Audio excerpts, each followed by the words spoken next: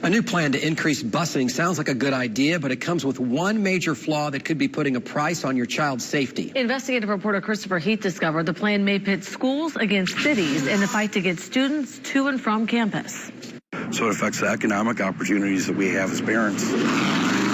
Lake County father of two, Scott Larson, met us on this road, less than a half a mile from an elementary school. We're going to have kids walking this. We have kids walking this. Scott has been a longtime advocate for changes to the way the state and schools decide who gets bused.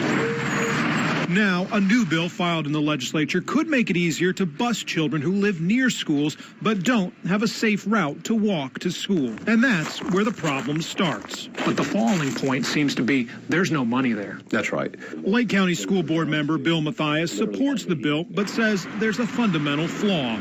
Ultimately, we could end up getting less per student because all counties will be using the same tool. The bill would make it easier for schools to get state funding to bus kids that live within 2 miles of the school and therefore are ineligible for busing.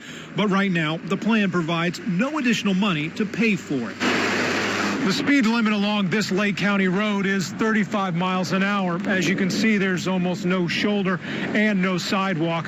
For the parents that live along this road, they choose to drive their kids to and from school, saying it's simply not safe for their kids to walk. A sidewalk could be built, and that's where cities and counties come in. This internal email from Orange County already shows the concern that municipalities may be forced to build sidewalks, once again with no extra money from the state. Meanwhile, back in Lake County, we watched as kids made the walk home along the shoulder. For now, this is their route home from school. I'm told the speed limit is low enough that if a child does get hit, there's a 60% chance they'll live, which I guess is considered safe.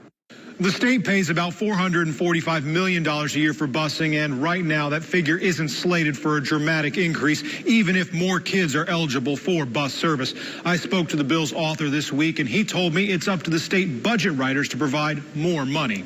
Christopher Heath, Channel 9 Eyewitness News.